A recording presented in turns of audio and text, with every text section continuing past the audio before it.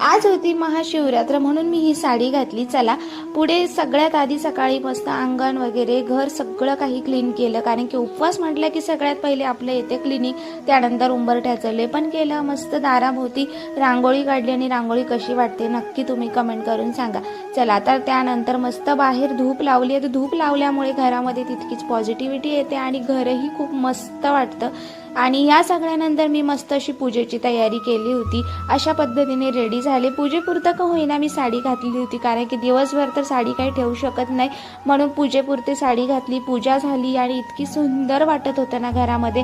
आणि ही पिंड मी घरीच बनवली होती, त्यामुळे आम्ही घरीच पूजा केली। मंदिरात तर दर्शनासाठी जाणार होतो, पण मंदिरात गेल्यानंतर अशी मनासारखी पूजा होत नाही, त्यामुळे घरात निवांत छान पूजा झाली। आणि छान असा आज बनवला होता साबुदाणा वडा। आता आमच्याकडे नेहमी प्रत्येक महाशिवरात्रीला सकाळी साबुदाणा वडा बनवतो आणि तोही तितकाच मस्त झाला होता।